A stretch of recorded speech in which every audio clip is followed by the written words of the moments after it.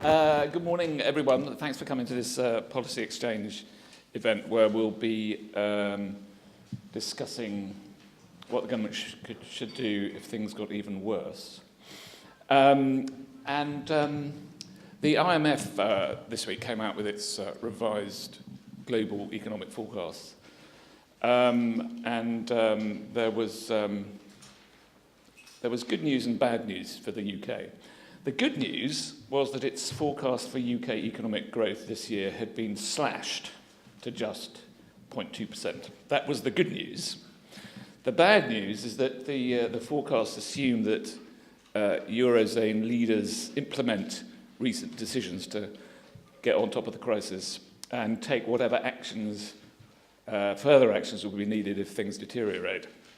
So the risk of things getting worse, as the IMF says, looms large, and the chance of it all getting very nasty is material, and the chance of even an orderly exit, which could be very nasty, is clearly material. So the question we'll be looking at is what the British government should do in those circumstances. The IMF says that if the situation deteriorates, and many would say it already has compared with the last time the IMF said if the situation deteriorates, the government should, according to the IMF, introduce temporary tax cuts and boost investment spending. Now, the three panellists we have today have slightly different answers and perhaps some different questions. Sorry, I should first say that I'm David Whiten from The Times. So our panellists are firstly Ian Mulhern, who's the director of the Social Market Foundation and a former Treasury economist. He has been urging that the government dramatically change the mix of tax and spending within the existing fiscal framework to boost growth. George Buckley, who is the chief UK economist at Deutsche Bank, has been, I think fair to say, strongly advising the government to stick to its fiscal plans and that austerity is good for you. But does that apply in extremis? We will find out. And our third panellist is James Barty, who was one of George's predecessors. The predecessor or further back than that? Further back, as head of UK economics at Deutsche Bank before moving into the hedge fund world. And he believes that we need to be even more radical in terms of monetary policy and could do a bit more in fiscal policy. So the structure is I'll ask each of the panellists to spend a few minutes laying out their thoughts, and then we will go to a broader discussion and Q&A. So if I could ask Ian to start. Thanks very much, David. Well, good afternoon, everyone, and thanks for inviting me to come and speak and give some views. I think one of the things to remember about the growth debate is that it seems like everyone has their own solution and set of ideas, and often we forget that many of them are not mutually exclusive, but they can be combined. And so I think there's probably more than can be done than I'm going to set out here, but nevertheless, I think the things that I'm going to talk about are areas that have been underexplored in the policy debate to date, and that's why we're trying to push them. The starting point for my analysis is that the government's facing two challenges. The first is last November's OBR assessment, which said that the government would have to find another £15 billion of spending cuts or tax rises after 2015 in order to close the structural deficit in the wake of sluggish growth. And if you take into account the rising costs of AMI spending, you can expect the government to have to actually find something close to £24 billion of cuts after that date. So big cuts still to come. No idea where they're going to come from as yet. Government's been relatively tight-lipped on that. And the second issue is obviously the one we're talking about, the ongoing growth problem, which is creating credibility problems for the deficit reduction strategy. So these two effects feeding back on each other. So last November, we heard that it looks like it's getting worse. And obviously going forward, we know that there's significant chance that things will deteriorate further, and the IMF's downgrades of growth forecasts last week confirmed that. So the growth problem comes in three parts. There's a demand problem. We have an output gap. Big arguments about how big it is. There's a supply problem. We know that supply capacity of the economy has been impaired, and we know that we have a problem with the growth rate of productivity. And the need is to tackle all three of those at once. But we've got to be clear that despite the sort of polarised debate that goes on in Westminster, there are risks on both sides of the austerity versus cuts debate. Those who would have us spend loads of cash have to accept that there is a risk of the bond markets reacting adversely to that, and to claim that there's absolutely no risk of that seems to me to be absurd. But on the other hand, the pro-austerity side has to accept that there are huge risks of permanent damage to the supply capacity of the economy, particularly with unemployment sort of stagnant, although good figures we saw today. So there's risks on both sides, and we need to recognise that. And it's very hard for anybody to work out what the trade-offs between those risks actually are. So for me, the challenge is to find a riskless way forward, something that we can do that will not run either of those two risks, will act on the growth side of the equation, and will also strengthen the deficit-cutting credibility of the government. It's strengthen its credibility that it will stick to its deficit reduction plans. So we take that as the starting point. Those are the constraints. What can you do? Well, what you're left looking at is the composition of taxation and spending. And this is something which, as I say, has been really rather underexplored, I think. We know, for example, that it's not so much the level you tax at and spend at, it's what you tax and how you spend that money that has huge impacts on output. So, for example, taxes on business we know are pretty bad for output and growth and investment. We know that taxes on property are much better. We also know that spending on education can be positive, particularly in the long run, whereas giveaways to people who already saved to encourage them to save more have a negative impact on output. So this suggests that what you can do is to identify, you can put together this need for further cuts with the prospects of finding forms of spending and taxation which are better and worse for growth, to rejig public spending and stick to the current deficit reduction plans. And in doing so, you can shift vast amounts of money from areas which have an impact of, say, very close to zero in terms of the fiscal multiplier, into infrastructure spending and other types of spending which have much higher multipliers of closer to 1, according to the OBR. So, for example, by combining this with the need for further cuts post-2015, it opens up the possibility that, look, we need to make these cuts anyway. So why don't we identify where we're going to cut the money now, make those cuts, and then redirect that spending into higher output pursuits. So examples that we put forward in a paper we wrote recently include cutting child benefit to the top half of the income distribution, cutting the usual winter fuel payments, also axing higher rate pensions tax relief, capping ISA savings tax relief, and a number of other options, all of which are pretty uncomfortable, but they can go a long way to filling the hole that we need to fill after 2015. In the meantime, that money could be recycled. So we said at the time, let's say we take 15 billion worth of those cuts, we do them now, and we recycle that money into infrastructure spending. The impact on output, shifting from low multiplier to high multiplier spending on reasonable estimates, would be to boost output by about £10 billion, or 0.7% of GDP for each of the next 3 years. Now, just to put that in context, this is not a huge growth package. Much more, you could go much further with this idea. You could make it much bigger, or you could complement it with other things. But to put it in context, it is at least twice as big as the Bull's plan to have a temporary VAT cut, but yet adds nothing to the deficit and enables the government to stick to its deficit reduction plans.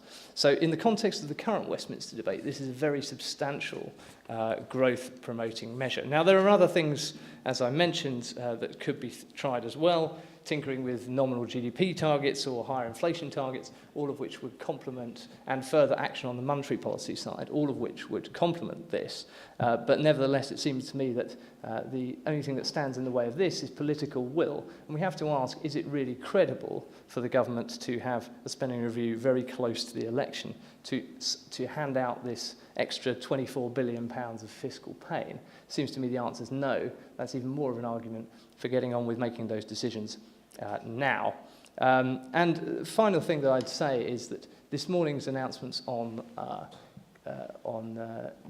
more guarantees by the Treasury kind of show all sorts of strange things, I think, in terms of the government's and the Treasury's reaction to what's necessary. It shows an intellectual acceptance that more needs to be done on the demand side, but at the same time it shows an unwillingness to take on the levels of risks which would actually have the impact that it seeks. It seems to me that the hoops that people are going to have to jump through and the levels of risks that the government is essentially underwriting are so low as to mean that it would have very limited impact on investment overall. And it seems to me that until the government realises that the scale of risk it's willing to take on, whether by guaranteeing lending or by investing itself, these two things are economically equivalent.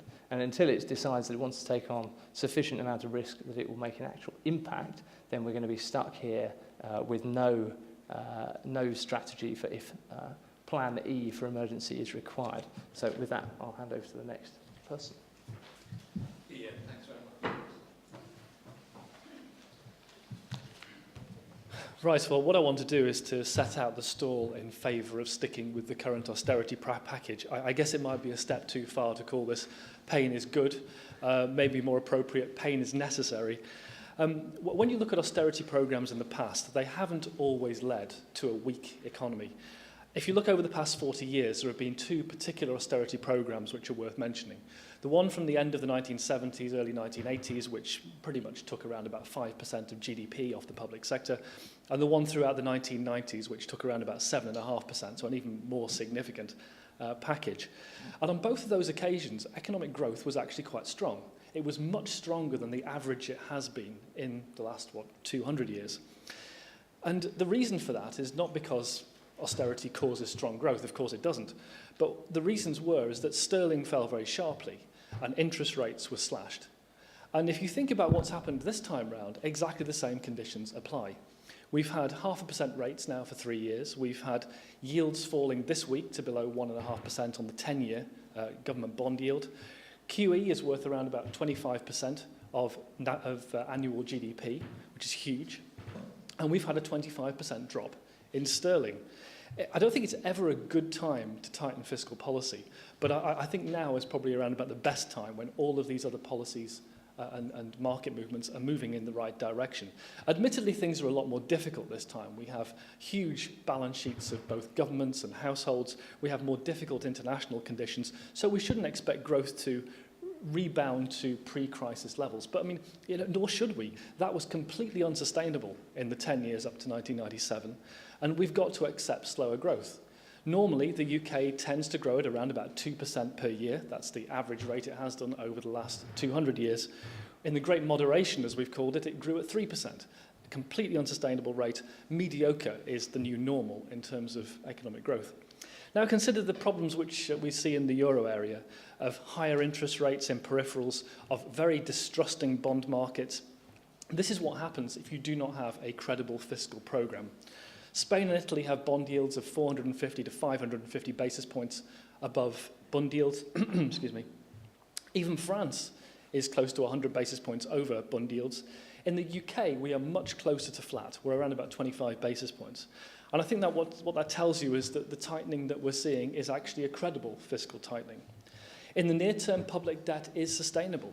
But last week, the OBR, the Office of Budget Responsibility, published a report which said that even with this, what we're doing at the moment, even with all this fiscal adjustment, in 60 years' time, or 50 or 60 years' time, we're expected to see the deficit rise potentially to above 200% of GDP. Imagine how that would be if we weren't doing anything over the next 5 years. And we know from Reinhardt and Rogoff, we know from the IMF that when you have high levels of government debt, it tends to mean weaker economic growth. One of the reasons for that is because government spending crowds out private sector, more efficient spending via higher interest rates. And that brings me on to the subject which Ian touched on, which is multipliers. The IMF have argued that for a small open economy like the UK, you tend to see multipliers which are less than 1. In other words, if you cut government spending, your GDP goes down by less. These are Ricardian rather than Keynesian multipliers, although I freely admit that the risks are that these multipliers are higher when the credit channel is broken, because people can't go and offset the fiscal tightening by going and borrowing. They simply are cash constrained and credit constrained. But in the long run, what we're saying is that the countries that have put their fiscal house in order will reap the benefits of both improved confidence, of lower interest rates, and also of a stronger private sector. Now, some would argue that the coalition is doing too much. But on that point, we disagree. First of all, it's simply not true. If you look at Alistair Darling's last budget, back in March 2010, the expectation of the fall in the structural deficit over the course of the next 5 years was actually more than what the current coalition is doing. So the current coalition is tightening policy at a slower rate relative to GDP. So what I'd say is that the plans are not as different as some of the political differences between the coalition and the opposition parties suggest. In the noughties, we saw an absolutely huge increase in government spending. We moved from the bottom quartile of the OECD economies to the top quartile of the OECD economies in terms of how much we spend through the government as a proportion of GDP. We moved from 36% back in 2000 to over 50% in 2010. It's an enormous increase. And I think what that did, that increase in spending, it generated more heat than it did light. And what I mean by that is that the price of government spending rose more quickly than the volume of government spending. It's no surprise that people complained that with all the extra spending, it still didn't actually create any improvement, or big improvement, as big an improvement, should I say, in the public services. And finally, by focusing on spending cuts as opposed to tax increases, that has been suggested it should be better for growth. Also, if you lower welfare spending, it can actually reduce the disincentives to work. So overall, I guess we agree with the conditions which were set out in the June 2010 coalition agreement. And what they said there was that the deficit reduction programme takes precedence over any other measures because we believe it will support long-run growth. And I think it'll also avoid that dreadful predicament that the US has got itself into, where it's faced with an option of either a huge fiscal cliff worth potentially 4 or 5 percentage points of GDP at the start of 2013, or otherwise breaching its debt ceiling and a potential downgrade. And after all, the UK is not a reserve currency, sterling's not a reserve currency, and that means that the UK is a lot more sensitive to potential downgrades if it doesn't do the fiscal tightening than is the US. So could the government do anything better? Well, absolutely. Despite all the announcements that we've seen on investment spending and guarantees, the latest budget shows that net investment is being slashed. Whereas current spending is simply a lot more stable. Now, we think that's probably the wrong way around. They probably need to cut current spending more than they do investment spending. The second point is that companies are actually holding on to massive cash balances. If you look at the proportion of cash which is held by private non-financial corporates in the UK, either as a proportion of GDP or as a proportion of their total assets, then it's gone up quite significantly.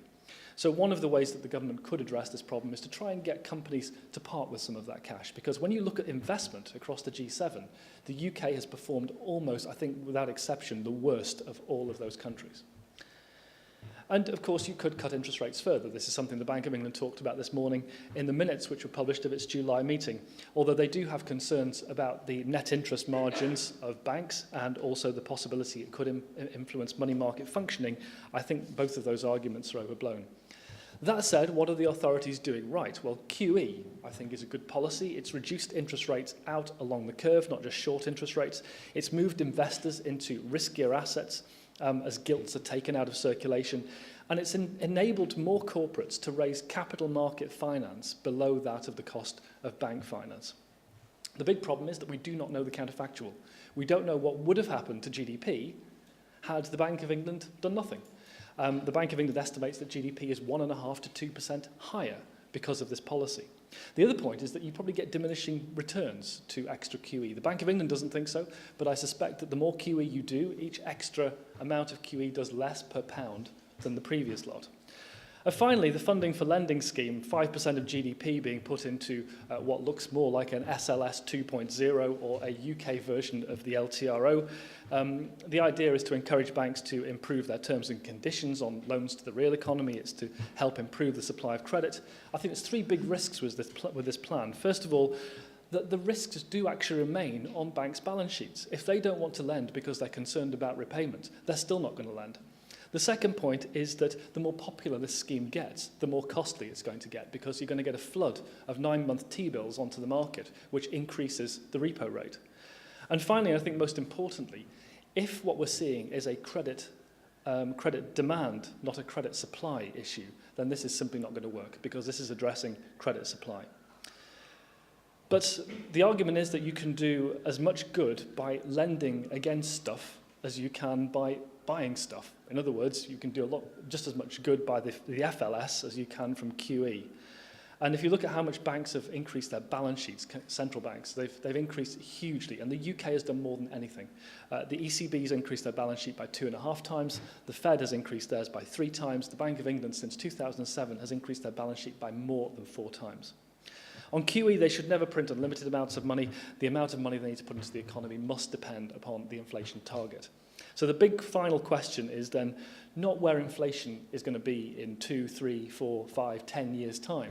I think what's much more interesting is what combination of GDP and interest rates do you need to achieve the 2% target? And in my mind, I think it's going to be a lot worse, and we just simply have to accept much slower growth than we saw during the Great Moderation. Thank you. George, thanks very much. Now, James Barty, who I omitted to say, is now a consultant to Policy Exchange on financial policy. Thank you. Well, when we first came up with the idea of this debate about 6 to 8 weeks ago, we did so because we basically felt that the government and the Bank of England were not doing enough to try and stimulate growth. And we felt as well that there's a very good chance that the situation in the Eurozone would get worse. I think the latter has certainly been proved to be the case. The good news, I would say, is that the bank and the Treasury are starting to do things, and they are starting to do some of the things that we've been calling for a while, in particular the funding for lending scheme. I'm going to basically construct my comments into 2 parts. What we should do now, and then what we should do if it gets really bad. You might think it can't get any worse, but trust me, if someone leaves the Eurozone, it could get a lot worse. Now, as George said, tight fiscal policy, loose monetary policy was meant to be the textbook response to this financial crisis. We've done it before. We did it in the 70s and 80s. We did it again in the 90s. And the result was supposed to be a steady reduction of the fiscal deficit with growth being maintained. But growth has stalled and progress on the fiscal deficit has slipped, primarily because of that weaker growth. So I think one of the first things we need to do is to ask what's gone wrong. Is it simply just Europe, or is it policy mistakes on part of the government? And then what do we do if the euro really does fall apart? So first and foremost, what's gone wrong? Now, partly it's Europe, because Europe is our biggest trading partner. It's definitely struggling. You can look at any of the statistics for any of the countries in the Eurozone, with the possible exception of Germany. They're all struggling, and when 40% of our exports go to that part of the world, it's going to have a knock-on effect. But I also think there's been some policy errors too. And I would say particularly on financial policy, but even in some areas of fiscal policy, which I'll come back to. And a good starting point would be for the government to correct those errors. I should say the government and the Bank of England. And where I agree with what Ian said is he said the government have been too cautious, and I completely agree with that, and some of what I'm going to suggest would require them to be a good deal more radical. So let's start with monetary policy. Now, George said, we've cut interest rates to 0.5%, we've pumped £325 billion into the economy via QE, and there's another 50 billion to come, but it hasn't really worked. If you look at broad money supply statistics, and broad money growth is actually negative. It's been flat to negative for 2 years. So no great surprise against that backdrop that GDP growth has ground to a halt. So much for the fears of the monetarists that QE was going to unleash a dramatic jump in inflation. It simply hasn't happened, and it isn't going to happen. The reason why monetary policy hasn't worked is because it's failed to stimulate credit growth. The credit channel is blocked. And to my mind, that's partly the fault of the Bank of England, partly the fault of the government.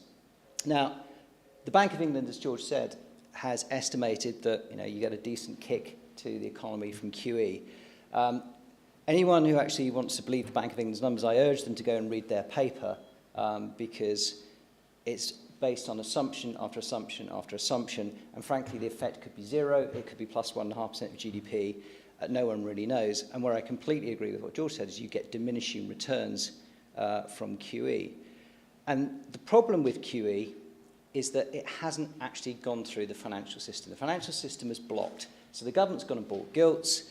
The people who've sold the gilts have either invested in other assets or, in many cases, not put their money back into the banking system. And the problem, therefore, is the banks are short of funding, and in particular, with wholesale funding drying up and interbank lending drying up, they've had to bid up for funds. So, in reality, QE just hasn't transmitted through to a lower cost of funds for the banks. That was then exacerbated by this drive to higher capital ratios.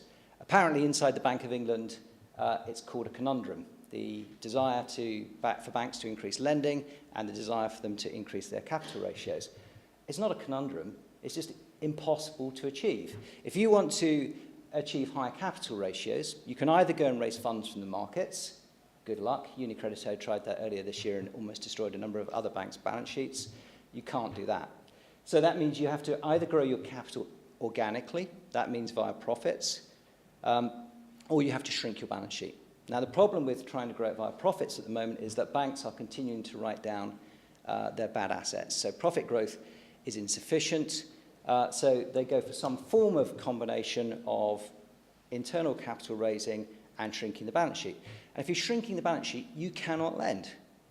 It's as simple as that. So what have the banks done? Well, the government's tried Project Merlin. Now, to meet Project Merlin, what the banks did is they kind of did what banks sometimes do, is you tweak the rules. You say, well, actually, I am prepared to lend, but I'm only prepared to lend in a capital-efficient way. And what that means is that you are prepared to lend on a 60% LTV mortgage. There's a very good advert from HSBC in the paper this morning. It looks like a fantastic rate, but if you actually look in the small print, it's only available if you do a 60% LTV mortgage. Why? Because you need 4 times as much capital to lend on a 90% LTV mortgage as you do as a 60% LTV mortgage. SME lending is also about 4 times, SME unsecured lending, I should say, is about 4 times as capital intensive as a 60% LTV mortgage. So again, if you're a bank, you're prepared to lend to the SME, but only if you get it secured on your house or if you get a personal guarantee. So if there is a conundrum, it's that the banks say there's no demand for lending and the SMEs and everyone else says actually there's no supply. The answer comes back to capital ratios. There is only supply for capital efficient lending, and the problem is that borrowers are either unwilling or unable to take capital efficient lending. So to my mind, you can do as much as you like on the funding side, you can lend the banks as much money as you like. If you don't change the capital rules, it's not going to work. So to my mind, QE has not been a success, it's been a failure because they haven't actually addressed the right problem. So what should they have done? George and I have spoken about this for some period of time. I wanted an LTRO from the Bank of England. In true Mervyn King style, he didn't want to take that risk, so he's gone to the government, asked for guarantee, done funding for lending. It's 5% of GDP, £80 billion.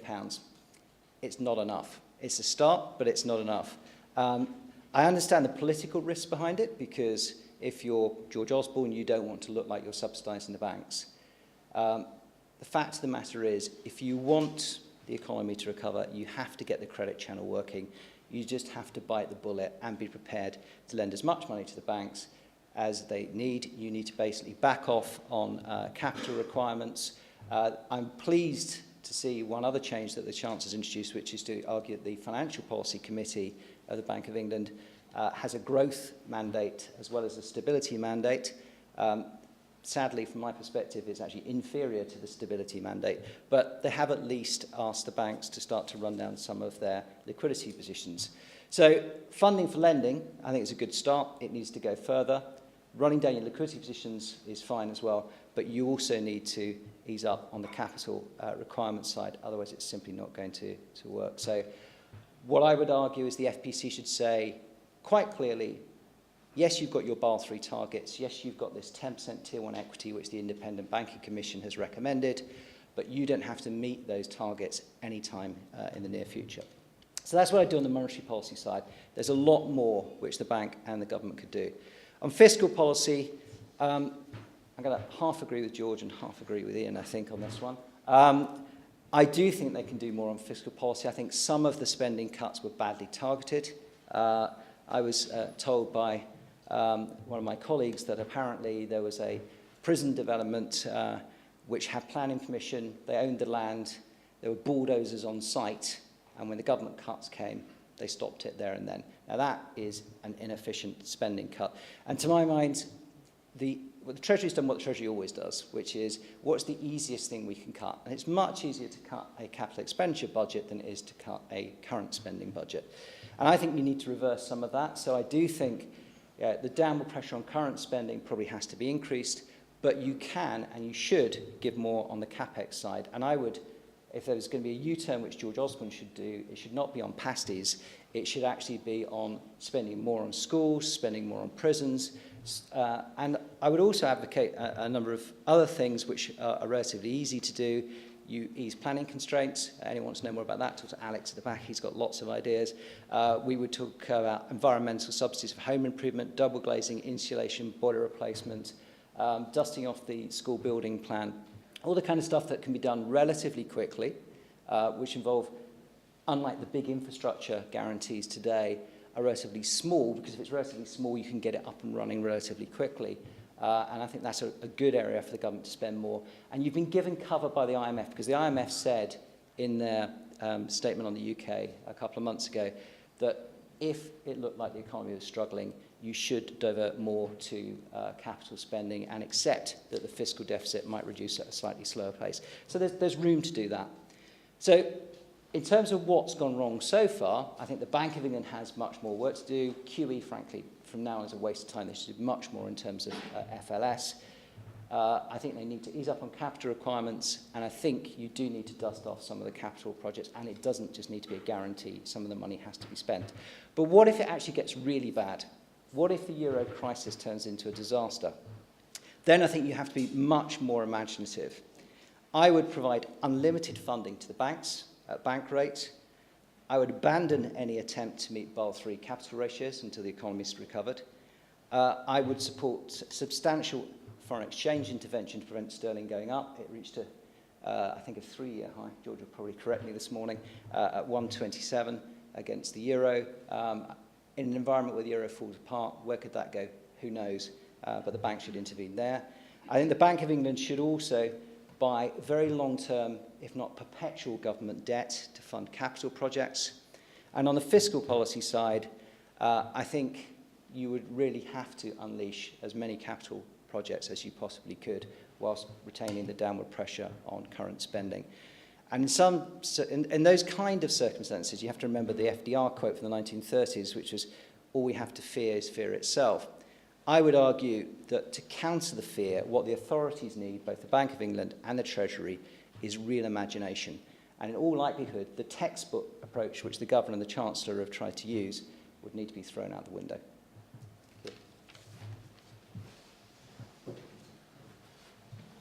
James, thank you very much. Some contrasting views on what the government should do now. I'm just going to abuse my position for a couple of minutes to ask some questions myself.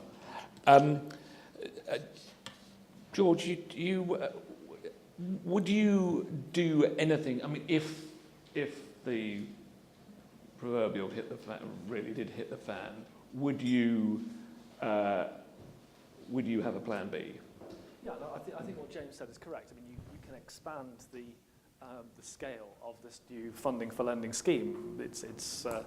It's something which could be increased. You could increase the size of QE, which is probably where I differ with James. I do think it's had an impact. We've talked about money supply, which has been very low, but if you look at money supply, which is held by, for example, households and corporates, it's increased quite noticeably over the last few months, and I think that's probably much more important than cash, which is held by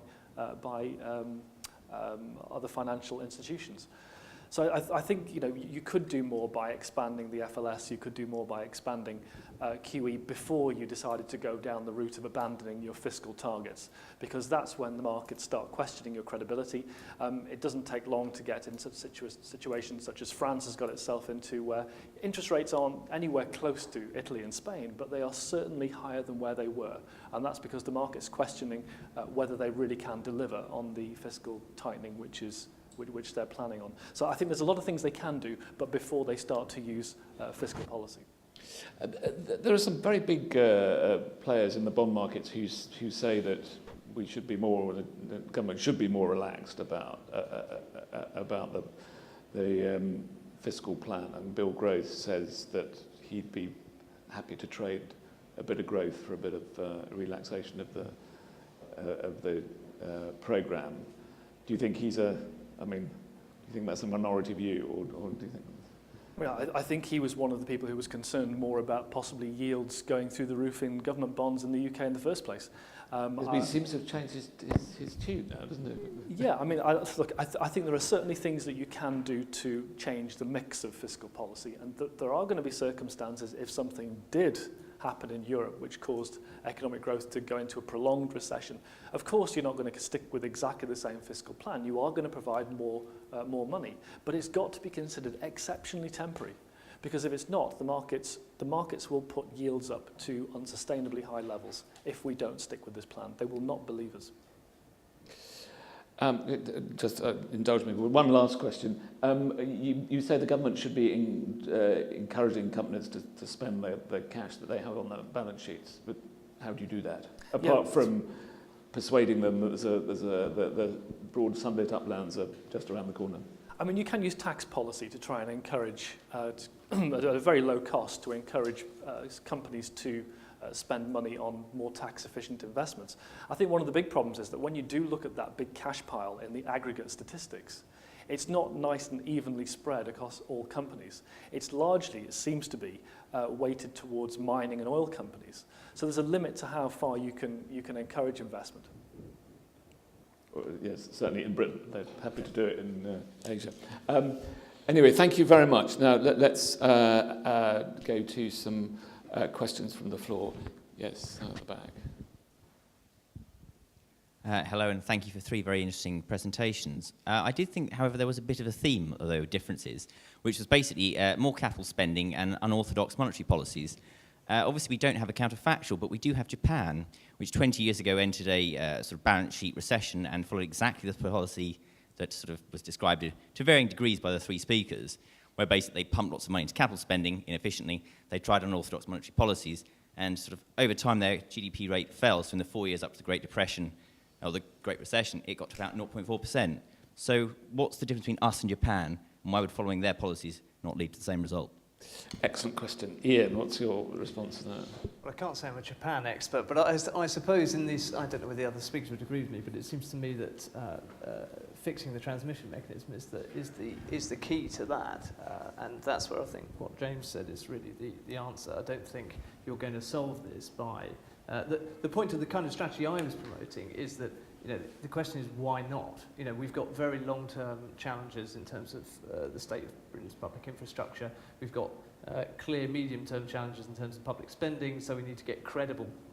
We need to get a credible commitment to public spending cuts in the medium term. So you put those 2 things together, and the answer on that side is why not? But that's not going to help, as I think the point behind your question makes. Unless you actually resolve the problems in the banking sector, which is essential. Can I pick up the point on Japan? I know a little bit about it because I actually used to be in charge of our Japanese economist at Deutsche Bank. The answer to Alex's question is they said they use unorthodox monetary policy. They didn't. Actually, the problem in Japan, they did 2 things that were incorrect. First of all, real rates remained too high for too long, if you actually look at what happened in Japan. And the BOJ was about the most conservative central bank you could ever come across. And they always did too little, too late. They make Mervyn King look massively imaginative. And the second thing they didn't do, and they made the same mistake that the Bank of England has made and the Treasury have made, is they didn't fix the Japanese banking system. The Japanese banking system was broken for more than a decade. In fact, probably still is broken. And as a result, they thought by cutting rates to pretty much zero, they would sort the problem. And they didn't realize that without a proper transmission mechanism, whatever you did in monetary policy wasn't going to work. So they made very much the same mistake, I think, that the Bank of England has made in the last couple of years.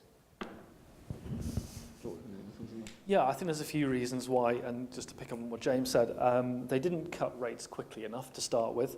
They didn't acknowledge non-performing loans. We didn't see QE until an entire decade after the crisis started.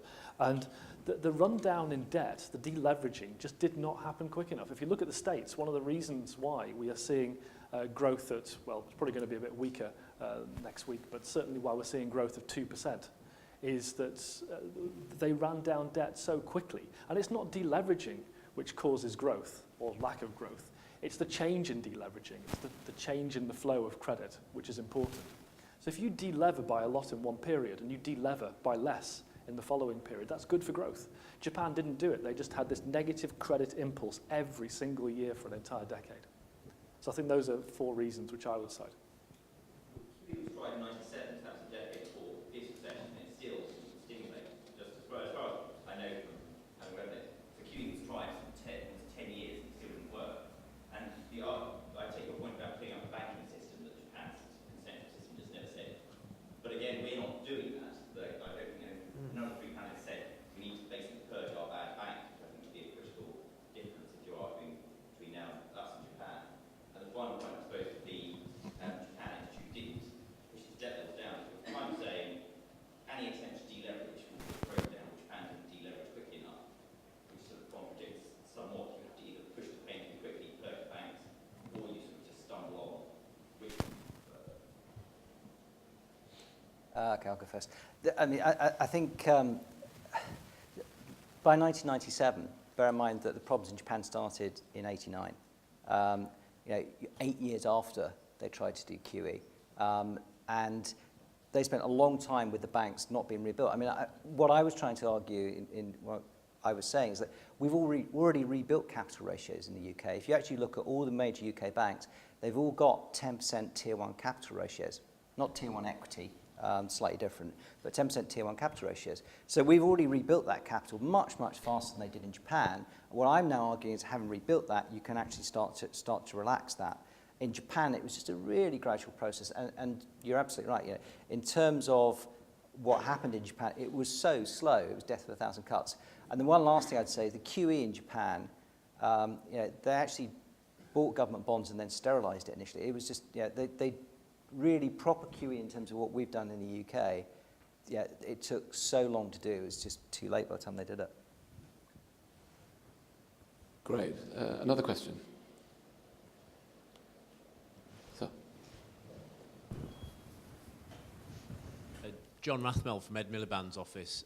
A question for George, who'll be unsurprised to hear I didn't agree with much of what you said. And I mean, I would make one point as well, which it used the argument that the deficit's not falling any faster than, or much faster than Labour planned, as a sign that the fiscal consolidation is not going too far. There is, of course, another explanation, which is you're in the worst of all worlds, where you're increasing taxes, cutting spending, and still not bringing down the deficit. But my question is around the fuel duty announcement the other day, which I think was the sort of the first sort of unfunded tax cut that the Chancellor's made, because he didn't have the stomach for another political fight. And I wondered what you made of that, and whether that was concerning you, given that presumably you'd rather that 500 million would have been spent on paying down the deficit. Yeah, I probably agree with you on that. I don't think that unfunded cuts which are made outside of budgets are particularly great. I mean, I think it would be a lot better to do them. And, you know, I'm not here. I'm here to defend my view, my economic view on the cuts themselves, and certainly not to defend the coalition or the Conservative Party on this. But certainly I believe that you know, it was a relatively small announcement, I guess, compared to the overall cuts. But, you know, if you have enough of these, then they don't become small announcements. It's going to help at the margin. It's going to provide more money in people's pockets to spend on other things. But, you know, they might use that money to save. So I think there's no guarantee that that is actually going to lead to stronger consumption. Some of that money actually might be saved rather than spent. So I'm not entirely sure it's a policy which is going to work, and it's more tinkering at the edges than it is changing the main thrust of what the policy is at the moment, which is relatively aggressive fiscal tightening. Yeah, I agree with George. I mean, I think it's a small, okay, it's 500 million, it's neither here nor there, but the point is the impact on your credibility when you're seen to cave into a lobby group because of the desire for essentially slowing the pace of cuts. I think that's extremely damaging to exactly the credibility which you said is so important. But the thing I wanted to ask you, George, in relation to that, if I can, is what do you make of all these various guarantee programs that are going on? I mean, economically speaking, what really is the difference between guaranteeing someone else's lending and taking the risk of doing the lending yourself? It seems to me that is just as risky from a government credibility point of view as using gilts to fund a whole load of new investment. I think it's almost like the difference between quantitative easing, which is actually buying assets outright, compared to a funding for lending scheme where you at least give the opportunity to banks to continue lending. I mean, they're taking the risk at that point. The government's taking the risk if they used, for example, QE to purchase non-government assets. So, for example, if they bought corporate bonds with that. So I think that, as I mentioned before, buying assets is probably just as good as insuring against those assets by the guarantees, or at least doing an FLS type of scheme. So I think both of them would be good, but you do take a risk if you guarantee. Can I just on funding for lending? You're very sceptical because it's a demand problem, not a supply problem.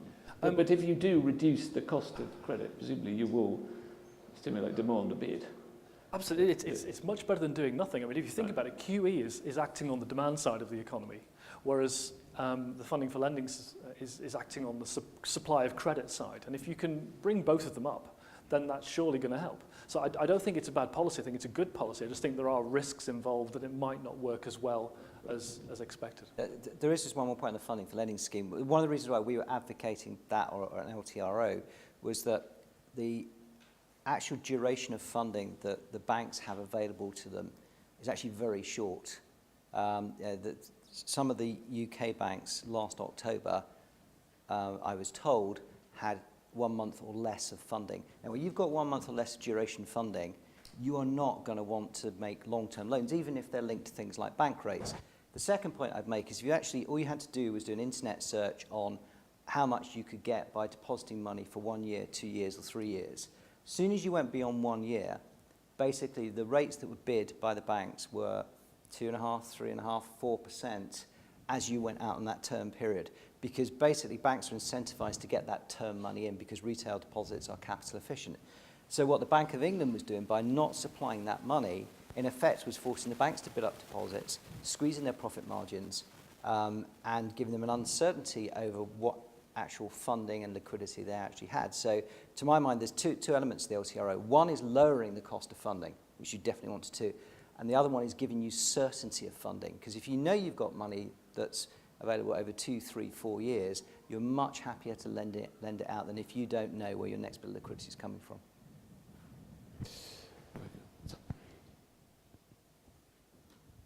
Peter Hall from Hunter Hall Investment Management. I wanted to ask a broader contextual question. I'm a global fund manager. I've been based in London for 15 years. And I'm really quite worried about the political situation and what happens in 2 or 3 years' time. I own property here. I employ people here. What is your perspective on the opposition's stance? Do we have any risk of a move to a François Hollande style approach of burning the capitalist class and burning London down? And we saw a really very disastrous set of policies from the Labour government over its period of time. Have they come to their senses? Is there a profound change happening, or should we be selling up and getting out of this country and moving our operations to Zurich or somewhere else? Well, I'll let John make a comment on that afterwards. But the panel, Ian, have you want to? Well, I mean, I suppose I think it's rather overblown, the whole sort of, it was a disastrous set of policies before. I mean, clearly there was a structural deficit. It was on assessments of what was sustainable then, which I'm sure even Deutsche Bank probably agreed with, but I don't know. It was not as big a structural deficit as it subsequently appeared. So I'm not sure we can necessarily place all the blame at Labour's door, but nevertheless there clearly were problems. I think John is probably much better placed to answer the question of whether or not the next Labour government's going to have the will to really push current expenditure down as much as really needs to happen. I think that's a very, very important question. And given that the hole is getting bigger by the week at the moment, the challenge post 2015 is going to be huge. I think it's absolutely right to ask, because Labour really got the willpower to see it through. Before we go to John, what's the feeling in the square mile on this? George, what do you think? To answer your question, I think this is probably the median voter theorem in action. The differences between these parties, personally, in terms of deficit reduction, is probably a lot larger in what they say than what they would be willing to do. So I'm not sure, maybe you can answer this question better than I can, but I'm not, because I don't know whether Labour has produced an alternative detailed plan or not, but I suspect that if they did, you wouldn't see deficits running into 6, 7, 8% in 5 years' time. I think they may be within a couple, maybe 1% of where the current coalition is. So my view is I don't think it would be drastically different, because a lot of these parties are singing from the same hymn sheet.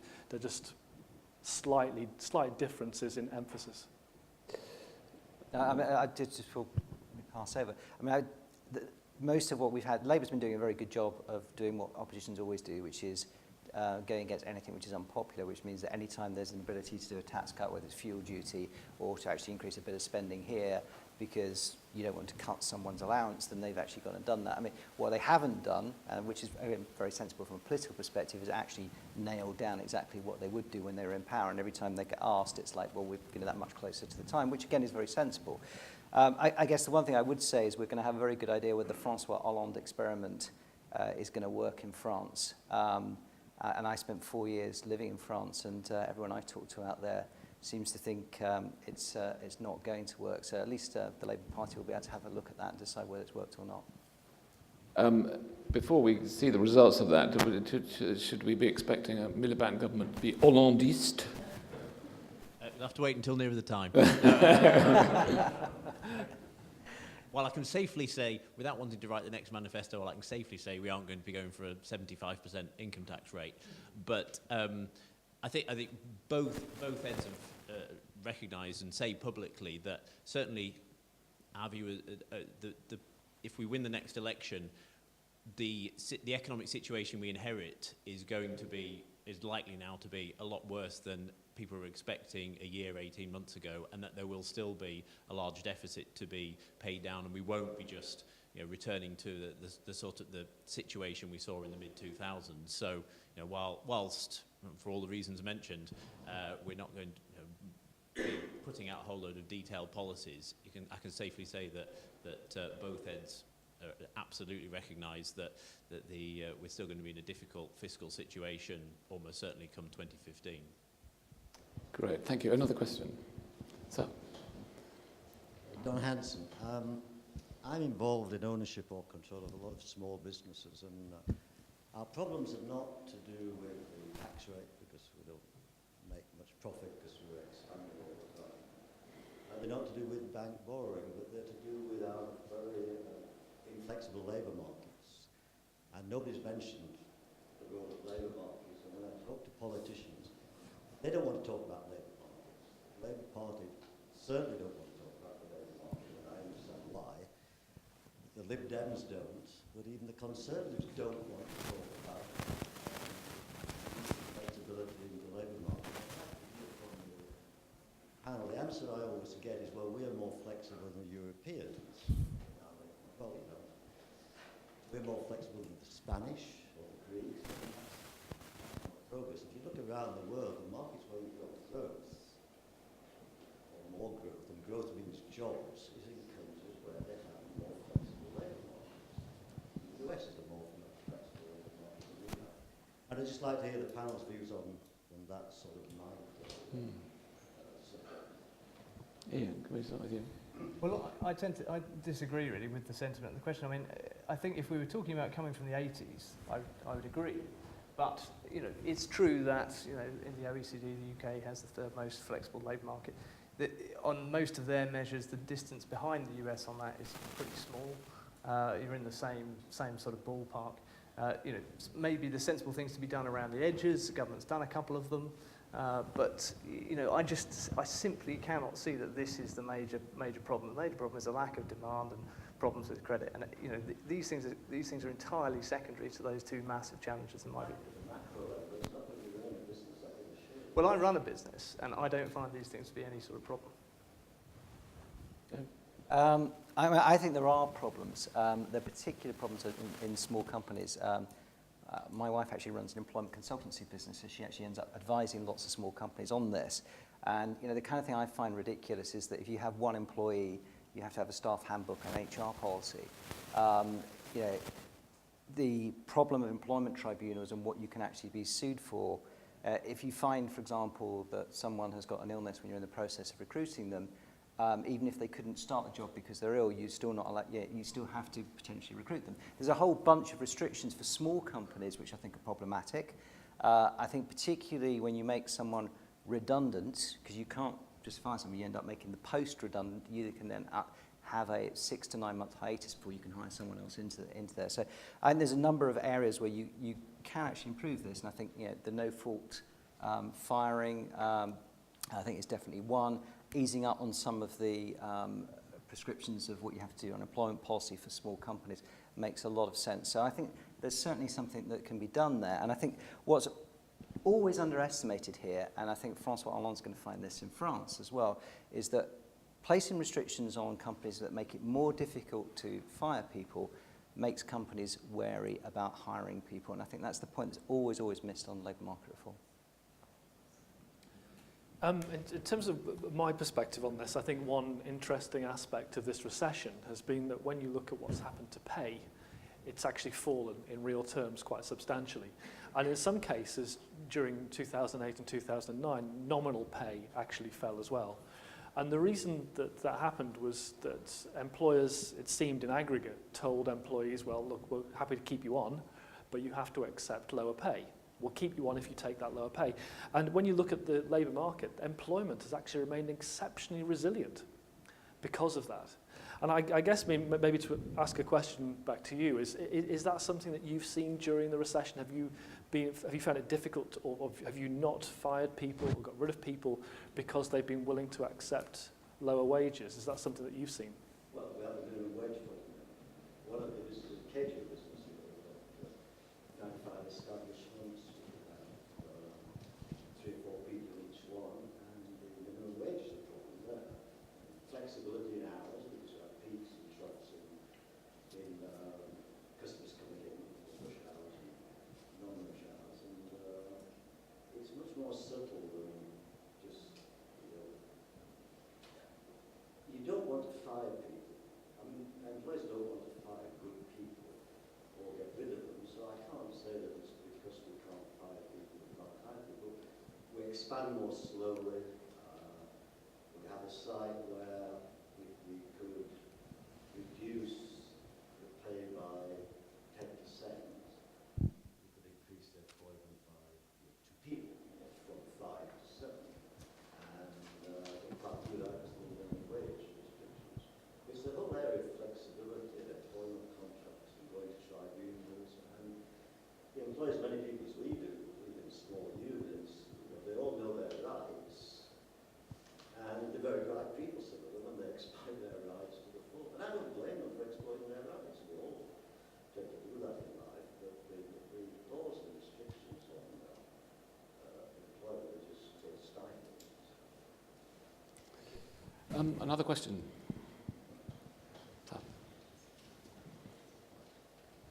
George Hutchinson, Stockwell Communications. You all gave a slightly different view on what the government should do.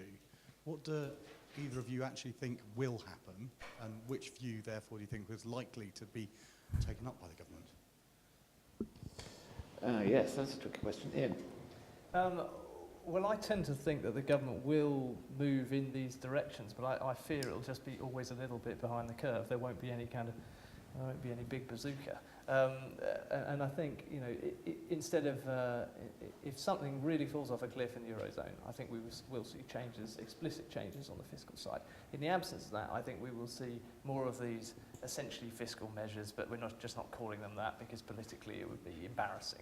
So let's do more guarantees for other people to do borrowing on our behalf, that sort of thing. So the government's moving in the right direction on these things. I just don't think it's being aggressive enough about it. Right. No, I think exactly that as well. I mean, one of my frustrations is that and this is always true of government, it takes so long to get from an idea to actually it being implemented. And you know, we were talking about effectively funding for lending in our autumn statement report last November, and here we have the announcement in July, and presumably the first funding for lending loans are going to go through in September or October. So, you know, a whole year has gone by where the credit system has been blocked. And my slight worry is that, you know, while they're still thinking about these things, I thought the lending guarantee scheme this morning was an interesting example, that Stephanie Flans said that you know, if you met all the conditions, basically you'd be able to borrow anyway. And my slight worry is the Treasury, by going through and designing these schemes, and clearly we don't want them to be flawed, A, take too long, and B, end up being too conservative.